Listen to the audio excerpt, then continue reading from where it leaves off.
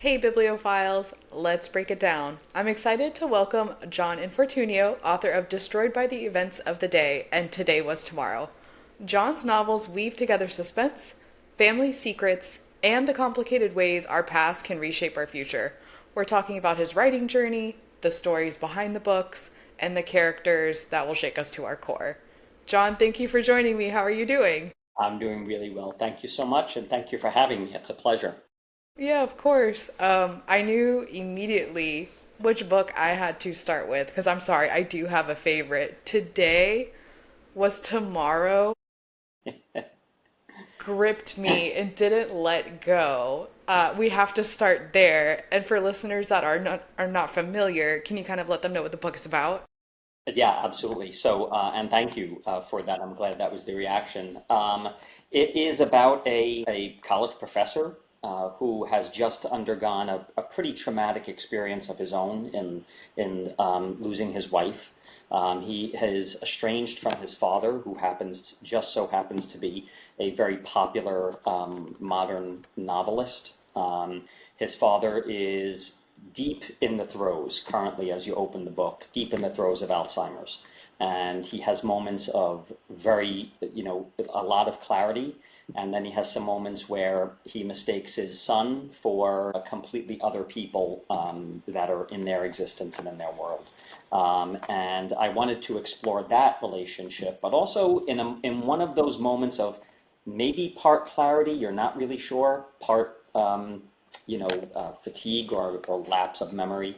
He asks his son to do a simple favor, something that seems rather innocuous, something that seems just pretty generic, to retrieve an item that he left, that he holds dear. And, his son does that. Peter does that.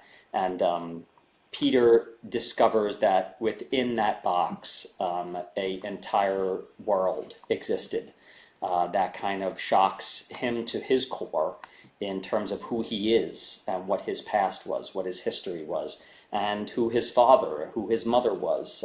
Everyone that he has known is no one's safe from this. And it then takes him down south to Savannah, where much of this has occurred. And he travels down there. Being an investigator, he travels down there. I wanted to play with the idea that his dad was, in quotes, a unreliable narrator in some way. So it forces Peter to be not only the narrator but be the detective, the investigator, and to be brave enough to uncover the truth, in which there doesn't seem to be much safety in doing that. He has a couple of allies, but it hits him at a point where he's feeling very depleted, very challenged, because his wife was his greatest ally. And their relationship not being there anymore is something that really has just shocked him as well. And I think Peter kind of sets the stage very well in the very early chapters where he explains the heart isn't actually responsible for love. Yeah, Um, yeah, yeah. The idea. I had an amazing philosophy professor when I was in college, and he was one of the individuals that tried to get us to understand the differentiation between our physical self and our mental self. And I think that's so prevalent in today's society. We're trying to always figure out the brain of the young person, the brain of someone going through Alzheimer's, but also where our emotions lie. Where do these things lie within us? And we joke around sometimes about heartbreak and things of that nature. But yeah, Peter definitely wants it to be known that emotion, especially the emotion of love, it resides here and not necessarily in our greeting card construct of the heart. Yeah. yeah, and I think that just perfectly sets the stage for the journey that he's about to go on too, because I think it's a test for both his brain and his heart too, as he explores his family's history. Yeah, the realizations that he comes up against are, in a lot of instances, just something that would break any person. and then to uncover one after another, and the years of sort of estrangement from his father, seemingly almost in a very mysterious kind of way, of which it happened, and then him befriending his Uncle Joe, who becomes almost like a father figure to him. You know, Joe plays a very important role in this novel in many different ways, and you don't realize just how much he plays a role until a lot of the end is uncovered. And I wanted to keep uncovering things so that you would keep reading and you would keep being shocked by some of the outcomes of this. And I hope it worked. I think I tried to give readers a little bit at a time, to paint a fuller picture, of really what was going on in their lives. And speaking of painting the picture, I just had to give a hats off to you because you had a line saying that, only children, you can't ever remember a time where you felt like you were a kid. And I was like, wow, as an only child, I feel very seen right now. Like that was such a concise way of putting it. Thanks. Yeah, the I was born an identical twin. And so I lost my twin at a very, my family lost my twin at a very young age. And my twin's name was Michael, who was actually the protagonist of my first novel. And I guess, growing up as an only child, you see families and siblings, and you're almost sitting there like captivated by what's going to happen next. It's like a television show, because that doesn't go on in your house. Yeah. What's going on here doesn't go on, and there aren't people, youngsters like fighting everywhere or arguing or parents screaming at multiple children in your home. It's just you and your parents, and it's kind of sometimes like, all right, I guess this is just us, right? But the idea of having a sibling is something, having a sort of a partner in crime, but also just someone that you're very close to and has known you since birth almost, is something to me that I've always really just wondered about. And you can only do that when you're an only child. Yeah, I've thought about it, and growing up I really wanted a sibling. Now it's pretty nice, kind of doing my Hmm. own thing with my own family, but I've always thought Yeah. like at the end of the day when we're dealing with our aging parents and things Yeah. like Oh, that, yeah. it would be nice to have someone outside of a spouse or your own children to lean on. So it's kind of weird how it goes through these phases of Yeah. appreciating it and not appreciating it. Yes, yeah, it's great. You said is entire. It couldn't be any more true. I wanted a sibling so badly until a moment arises and I just didn't anymore. And I was like, no, no, I'm good. We're good where we're at, and I have friends, and I'm good now. And then, you get older, and you have to then become the caretakers of your parents and of family members. And you're right, it would be great to have someone that can maybe truly understand what you're experiencing as you're having to do that. I'm a big believer in that your parents are different people from one sibling to the next sibling. I think your parents are always evolving. I know at least a lot of parents that I've spoken to have multiple children, 3 or 4 children. They even admit that they were different people and different parents to each of their children. Not that they cared any less or any, not that they would allow their last kid to, go play out in traffic, but it's just, one of those questions of, you're a different person 10 years from when you had your first child to maybe your third. And but the point is, it's great to have a team of people to undertake some of that heaviness, that you carry when you have to do that. And so Peter is dealing with a lot of heaviness. Like you talked about, he's dealing with the loss of his wife, but he's also being a caretaker for his father. Was it intentional to kind of put him in the middle of these very two different types of grief? Yes, yes. I wanted to make the reader aware, and I wanted to have them take Peter's journey, and have them already understanding that he is, in a lot of ways, very rocked. He's off balance by what happened to his wife. Her passing was sudden, It just surprised him and it surprised her. They were planning a life together. They were a young, vibrant couple, and that's one aspect of it. And then the arc of it is now he is encountering the passing or the slow deterioration of his father. And that is the older side of this. Someone who has had the chance to live their life and live it fairly well, by all intents and purposes. So you have the dichotomy of the young wife that has passed, who was his partner, to his father, who was not so much of a partner, and some of the mystery is why wasn't his father more of a support system for him? And you know, having to try to figure that out with someone that is deep in the throes of Alzheimer's is frustrating, it's intense, it's scary.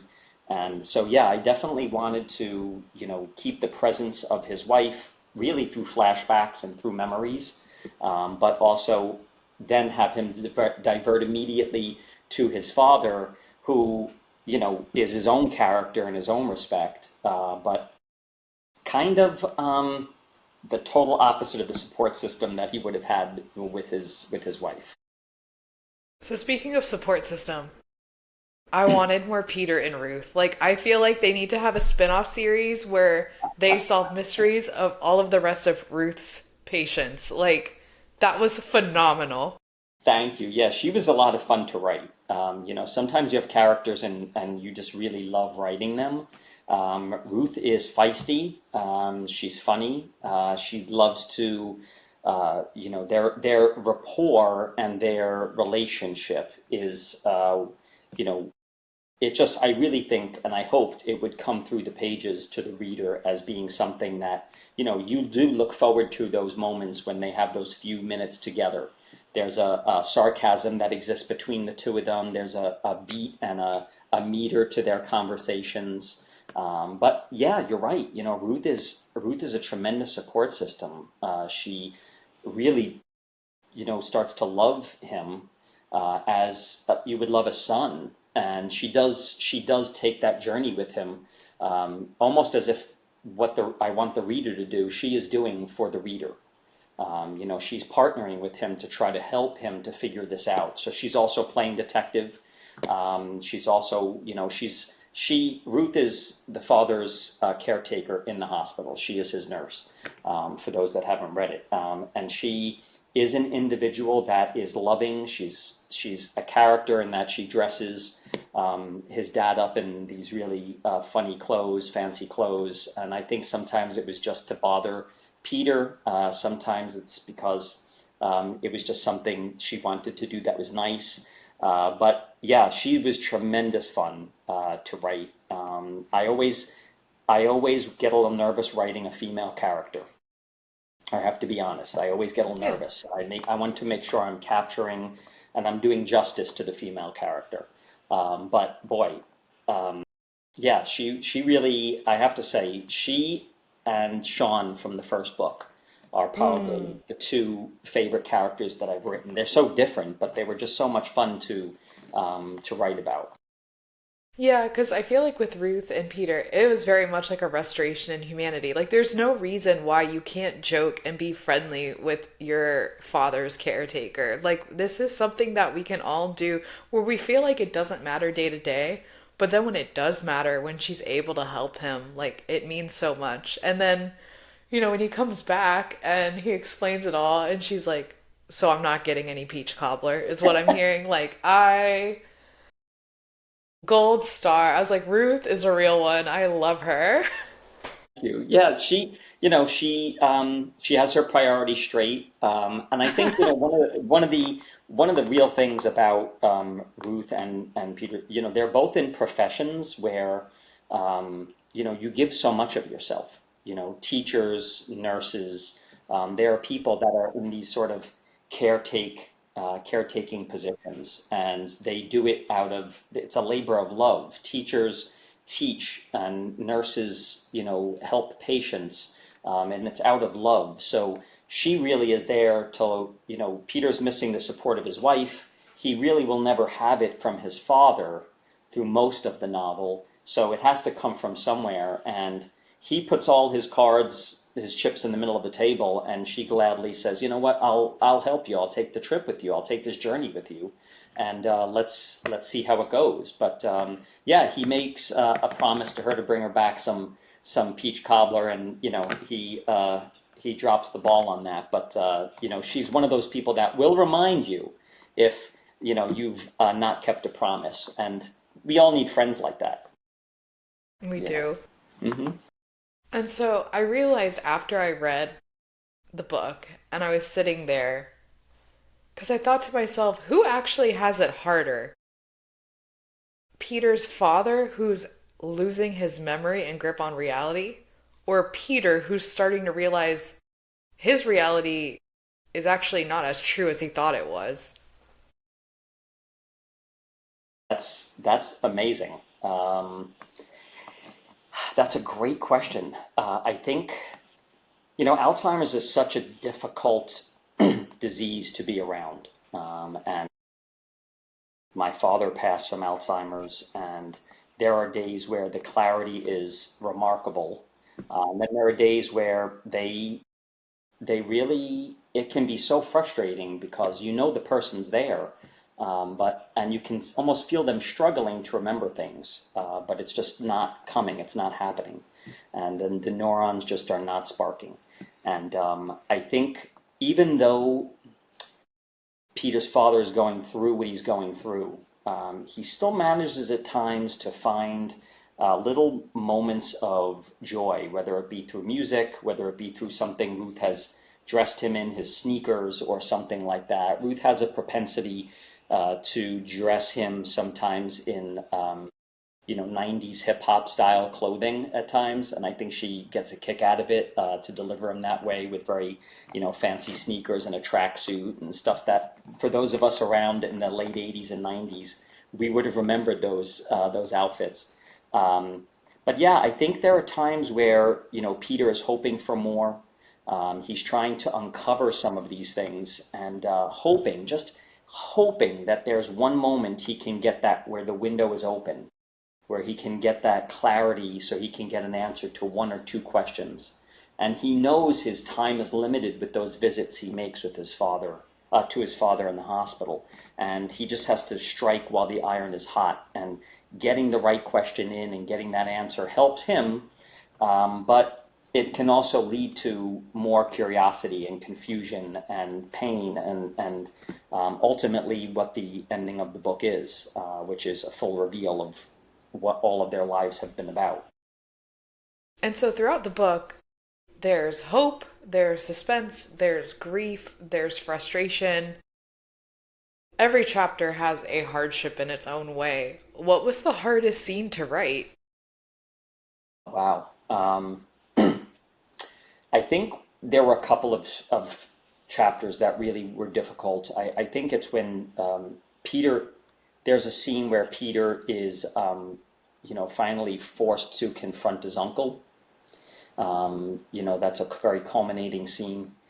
His uncle Joe was a famous chef in New York City, and I think tries to distract Peter with different kinds of food and wine, and to get him. Their relationship was very strong, and by the end of the book, you realize it might not have been. Again, the question of relationships, and how fragile relationships can be, no matter if they're ones that have ended due to passing or whether they're ones that have ended due to betrayal. Joe was really somebody that Peter adored and trusted, and then to find out that maybe some of those thoughts and feelings and emotions and love, is ill-founded. So to say goodbye to Joe in that novel, where Peter ultimately has to make that decision to do that, I think was one of the toughest ones, because I knew I wasn't going to see Joe again. And whenever you say goodbye to a character that can be as fun as Joe, who's had such a rich history of his own, has dealt with several different things in his past, to say goodbye to a character like that is difficult.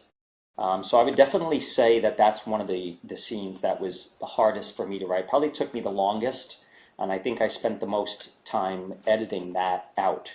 I wanted to give more, but I wanted the reader to do some of it on their own. And then I think, Peter ultimately saying goodbye to saying goodbye to his father. He had such a damaged relationship with his father, and then it felt just as the relationship may have been healing a little. There's a little scab over it, and it's on its way. And ultimately, you realize, Peter realizes that his father may not have been as terrible as he was. So those two scenes, I would definitely have to say, goodbye scenes are always difficult. They always get me. They choke me up a little. That's fair. That's fair. That's fair. Yeah. Okay. And so, changing gears a little bit to Destroyed by the Events of the Day. For listeners who are unaware, what is that one about? Okay, so that was my first novel. That novel took me almost 15 years to write, start to stop. I started, I stopped, I went to grad school, I stopped, I started, I had a family, I got a different job, and it became almost like another appendage, and it stuck with me. It was originally going to be a short story about a teacher that strikes a student. And then you uncover that because of that, you uncover that this teacher has had a lengthy background and life of violence. Violence has always been the way in which he has solved most, if not all, of his conflicts and problems. Um, and that was really going to be much of what the short story was about. And so I, at the time, took it to the most honest critic I could find, which was my mom, who was an avid. I mean, my mother was a voracious reader, and she was a teacher as well. And I said to her, "You have to read this, but you can't read it as my mom." And she just said, "Give it to me." And I gave it to her, and she returned it. It was about 30 pages, and she returned it, and she said, "You have to keep writing. Oh. There's more of a story here." And I did. And it took me a long time. I picked it up, I wrote chapters, I went back, I threw out chapters. And then ultimately, I was just driving myself nuts, doing it repeatedly over and over again. So, long story short, I should get a tattoo, long story short. Long story short, I end up sitting down and committing a solid year to really going all the way back. I had forgotten what some of it was about, and I had included. But ultimately, it is about a English teacher, of which I was for a long time, who inexplicably, for no reason seemingly, strikes a student in his class. And that is a catapulting event for the main character, the protagonist, Michael Chloe, um, in his life with his family. It's also a catapulting event for the school itself. Behind the scenes of this very prestigious prep school, there are a lot of secrets. There are a lot of things that are going on that those in power, those in leadership, do not want a lot of people to know about, if anyone to know about. So enter the board chair, enter the principal of the headmaster of the school, and you encounter conflict back and forth with that. But you also go back and forth in Michael's life quite a bit to uncover that he was a young man that probably had a lot of trauma in his life and always dealt with it in a very violent manner. What's unusual about it is Michael is it's very unassuming looking. He's very slight. He's very small. He's really nothing physically threatening, and no one that you would cross the street afraid of. And he has this violent, intense, violent side to him that scares everyone in his universe, with the exception of his childhood sweetheart, Larry. Eventually becomes, his wife and the mother to his child. And so the question really remains, will Michael and his brother Sean, who is a priest, you talk about two different individuals, will they be able to uncover everything that is going on at that school before the powers that be can make sure that they don't find out about everything going on at that school. So you have a couple of different power plays going on. So speaking about power plays, because at some point I thought the answer to this question was yes to all of them, but is Michael motivated by anger, loyalty, or hope? Ooh, wow, that's a that's an amazing question. Originally, I thought Michael was really a slave to his ideals. He's an incredibly idealistic person, and maybe even arrogantly, in an arrogant way. I think there are people that love Michael that don't love him. There are people that find pockets of Michael that go, "Oh, but he's so nice. He's sweet. Come on." And this was how his mom saw him. His mom saw the sweet little boy, and they never really held him accountable. His father wants to blame his Italian upbringing for his feistiness and his anger, and blame it back to the roots that went, almost mystically in the past, of which his mom's ancestors come from. But I would say there's a part of Michael that really, there's a part of him that just, if you have ideals, it means, I suppose, that you have hope, that things can be better, and you want things to be better. So I think what faults Michael is not only the way he goes about carrying out his ideals, but maybe not listening to Sean, who is trying to imbue some of those ideas of, let's be realistic, and let's, Sean's a hopeful character. So I would may vie for hope, but I'm going to leave the reservation open for other people, other things at the table, if that's okay. Yeah, no, and I feel like it changes throughout the book because at first I was like anger, and then as you see the many layers to Michael, you're like, oh, it's not just a straight shot of this is why this character behaves this way. Yeah, Um, yeah. but you will have to vibe check me because I just had the Godfather theme going on in my head the entire time I read a Michael chapter. I was like, he is just a little brute gangster, man. Yeah, yeah, yeah. Um, there are times where you think, how's this guy getting away with this stuff? How's he, uh, how can he keep getting away with this until eventually, there are moments where he doesn't get away with it. There Um, there are, but I think that I found it extremely realistic because like regardless of gender or upper like there are so many times where we just excuse bad behavior. We yeah, make like, hit Michael's parents like talking to other parents and yes. settling it without getting authority. It's just one of those like, our actions have consequences, including our lack of actions. So I feel like Sean is always haunted by like, you know, he feels like I feel like his resentment to his parents, like, why is it up to me to deal with this? Like, this is a parent's role to parent their child. Like, I felt that through the pages, and I was like, I don't blame you, man. This Uh, sucks. yeah. Sean is definitely the little angel, the guardian angel that's sitting on this, trying to steer his younger brother in the right direction. And again, the two brothers in that go periods of time without talking because of Michael's, tendency toward violence. And it's hard for Sean to be around that.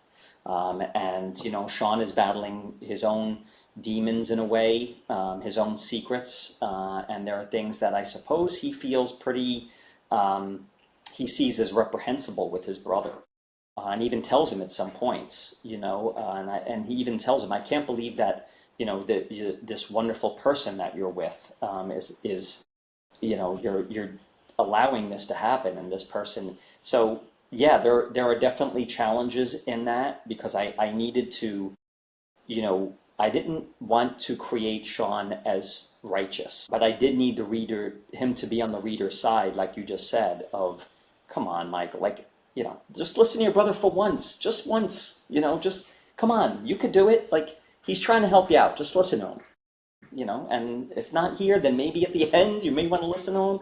So, he's trying to hold his brother accountable, as, the parents never did. And, you know when you keep when you keep trying to settle things for someone, they lose that kind of thread, that narrative thread of accountability for themselves.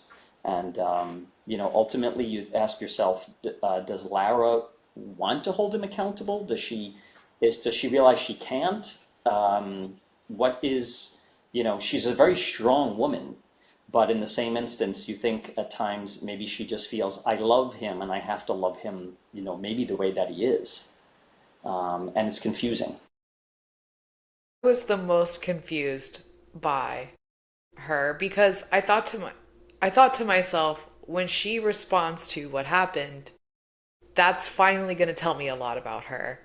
Um and she is just an enigma of like, Sean knows that she's kind of the neck when it comes to Michael. She can make that head pivot Yeah. how she Yeah. wants.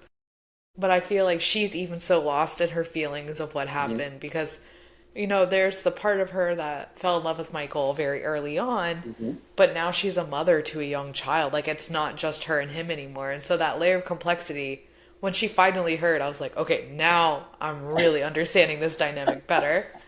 Yeah, it's a great point you make because you think to yourself, once you have a child and you include a child into the equation, and you then ultimately realize what your husband has done, and is it a violation? Is it a is it betrayal in its own way? Nobody knows why Michael did what he did to that student, and you don't really find out until the end of the novel. And you even ask yourself, is it worth it? But if you're a character that has Michael's kind of ideals and has lived that way, he's always lived by that rule. And for him not to wouldn't be truthful to him as a person or a character. So she has to make decisions multiple times throughout the novel as to whether this is a relationship I still want to be in this relationship, even though everyone is telling me hit the eject button, get out of there, get out while the getting's good. But she doesn't, and ultimately she is one of the last people in the novel that attempts to try to curb him, but she just can't do it. So, is there a hero to this story? And if so, who are they? Oof. I think in Destroyed by the Events of the Day, I really do think it's Sean. I think Sean, is definitely the hero of the story. I think he finishes what Michael has tried or started to do. After Michael uncovers, and they all uncover what happens, I think Sean is the one that uses his intellect. I think, you know, Sean is the intellect, and Michael is the passionate fighter. And the book starts off pretty much with Michael beating his brother up to a pulp at a young age, and ultimately for Sean to pick up the baton at the end and finish what his brother had started, and to right the ship, as they say. And I'm trying not to give too much away, but to right the wrong in the only way he can. Sean is not the fighter. Sean will never be that. Sean just can't do that. He can't avenge his brother in that way. And Michael will never, as smart as he is, he will never be cerebral in the way his brother is. So I think, for all intents and purposes, I think that Sean is the one that really, for me, um, becomes this sort of reluctant hero, even though he doesn't want any part of it. But ultimately, he's forced to become a part of that. Yeah. If listeners out there are looking for a thriller where the last line will just leave them staring at the wall after, this is the book for Yeah. sure. Because I read that last line and I was just like, well, now I'm probably gonna have to reread a few chapters because I need to learn a little bit more about this other character. Yeah. So that was phenomenal. That was Thank so you. good. Yeah, I mean, they end up taking on a pretty worthy adversary, or adversaries. Robert Hanover in it is I tried to blend the right kind of evil,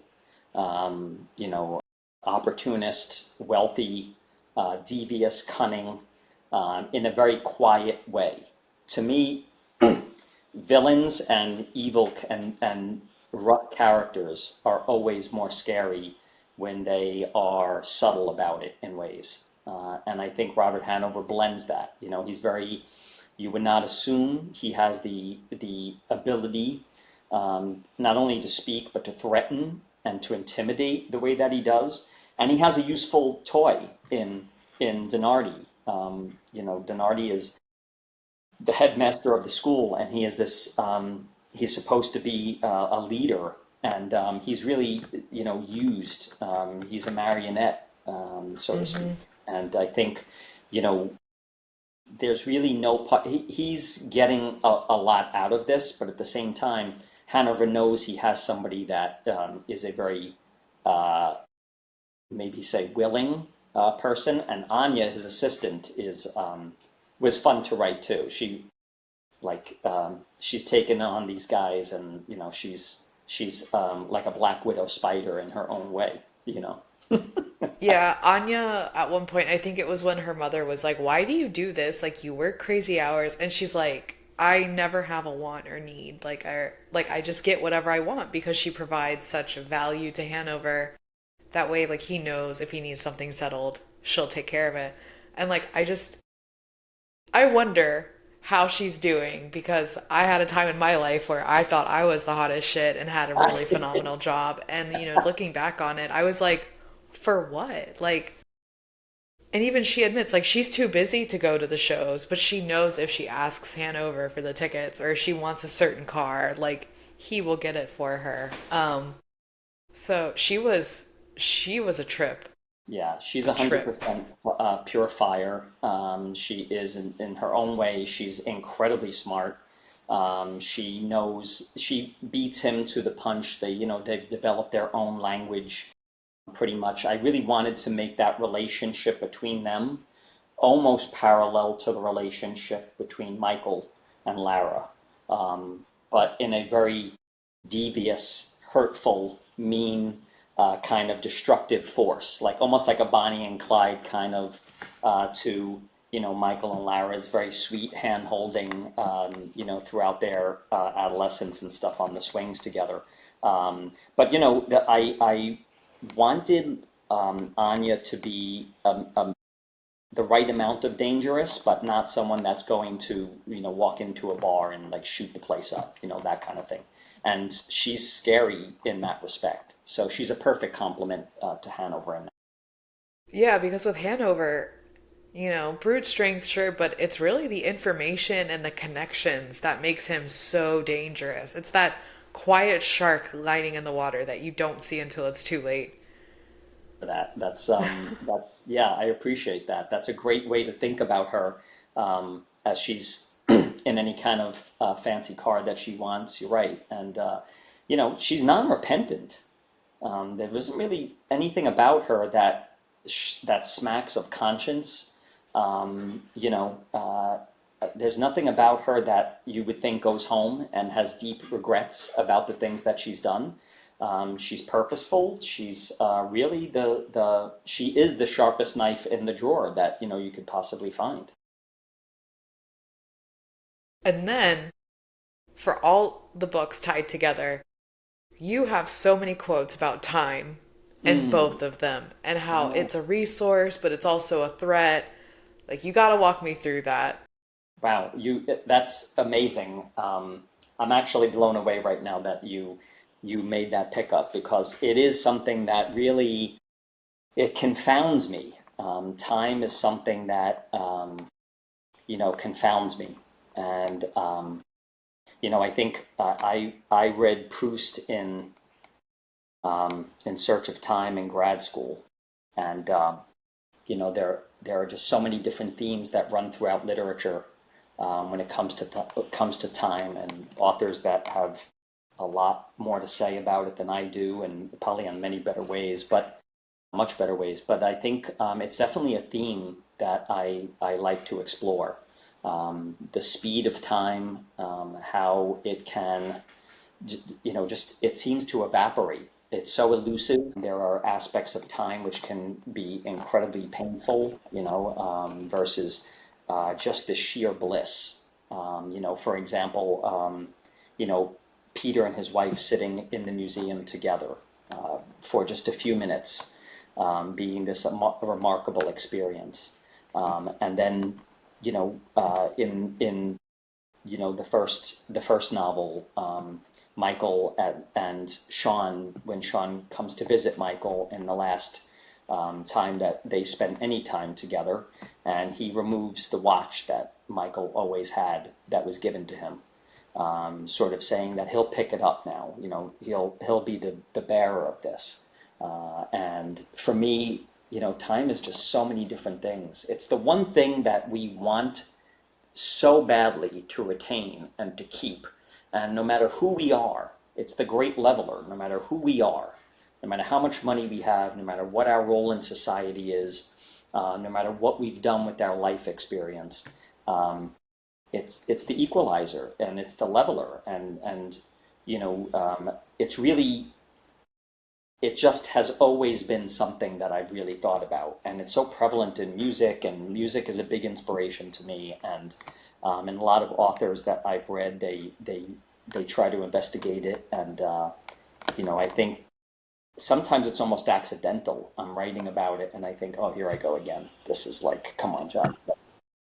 There are other themes. Shakespeare did a lot of stuff. Try to, think about something different. But it really is one of the things that I keep coming back to. So my heart is palpitating right now that you actually picked it up, that it's such a prevalent aspect of both books.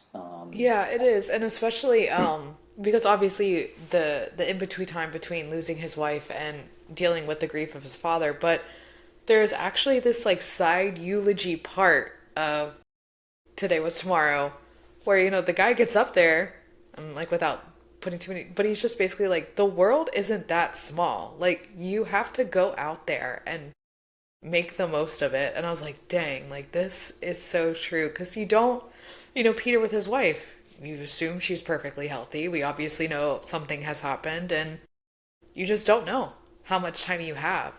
But at the same time, it's so easy to imagine we're all going to get into old age and, pass away naturally. But it's not in the cards for some of us, and no one really knows. So it's like the greatest mystery of life of like how Yeah. much time we have left. Yeah. Yeah. I mean, time is thought of as incredibly terrifying, and it's also romanticized heavily, and it's one of the largest uncertainties. And I don't want to depress people, but, but there's a realization that we encounter constantly, and it can be both fleeting, and it never seems to stick around long enough. You see people, and they've aged, and yes, you're right. There is a scene in Today Was Tomorrow where Joe is eulogizing one of his mentors, or his mentor, and he's talking about the world. It's a small world, but that world is kind of filled with all of these things. And you have opportunities to get to do things or know people. And if you haven't taken up those opportunities, then don't sit around today and try to undergo those things or entertain them.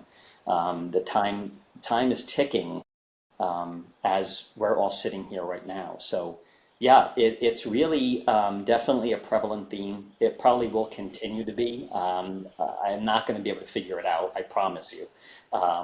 But at the same time, I think it's really just so fun to jump around in time and write stories in different times, in different decades, in different generations.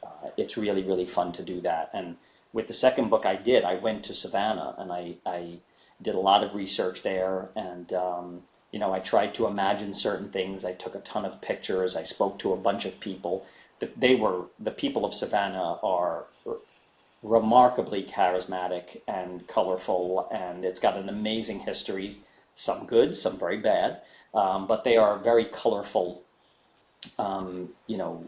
citizenry there, and they loved the idea. And I actually sent the book to a few people that I met while I was there, and they just loved the idea that they were their city, their town. They love their town. They really do. They love it, and I think when I mentioned a couple of the themes, I even asked if they remembered the city from maybe 20 or 30 years ago and stuff.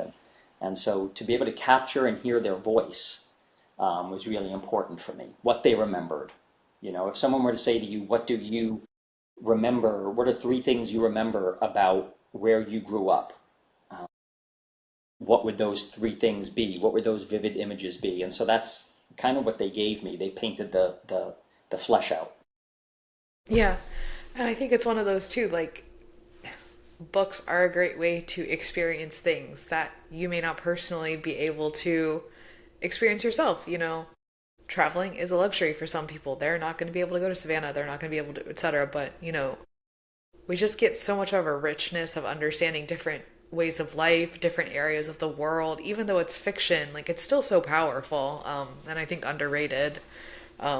But yeah, there was definitely a care in the way you wrote about Savannah.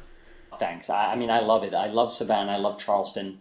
Those are two cities that outside of New York that they just have a lot of character. They have their art. It's their architecture. They just have this kind of like grace to them. The people are really so unique. I mean, I'm in New York City. We have a lot of unique people here. So it's not hard for me to paint a picture of unique people. But yeah, the city is so rich with history that is celebrated, which is nice to see some of the history being celebrated. But the city just has this look to it where it can at any point in time it can look glorious and joyous, and it can also look looming and sad. I think that's one of the things about it that always appealed to me. All right, John. Well, for listeners that are now going to check out your book, because I will have the description and links in the description below for both books on Goodreads, how can they keep in touch and see what's going on? Yeah, absolutely. So the books are available on Amazon. They're available on Barnes and Noble online, Walmart. If you're in the New York area, they are in several indie bookstores, which I love. There's nothing quite like an independent bookstore. If you want to feel good about yourself and the fact that you like to read, get into an independent bookstore as quickly as possible. We're lucky to have many here. But I'm also, very active on Instagram. I'm active on LinkedIn, and if you send me a follow on Instagram and just let me know that you heard about it through this podcast. I will gladly follow along and follow back, and I love to speak to those that have read the book or the books. So I'm always out there. I'm always messaging. I'm always getting back in touch with people. I've done book clubs. I've even done like online book clubs and things like that where I've spoken to folks and they've just given me such great feedback. So, and there's a litany of other ways that you can, but I won't bore you with all that. But it's definitely something I love to do is to speak to people that have read the books and just people that love reading in general. I think it's hopefully not become a lost art and talent and hobby and love, but let's get out and read as much as humanly possible. It really, as you just said, it takes you to places you never would have imagined. Exactly. All right, so for all of my Bookstagram people that are looking for their next thriller or mystery, look up John. I'll have the links in the description below. All other listeners, comment, like, subscribe. It helps me continue doing this podcast and bringing more diverse episodes. But thank you so much, John. I appreciate your time. Thank you so much. It was an absolute pleasure speaking to you, and thank you to everybody out there watching and listening.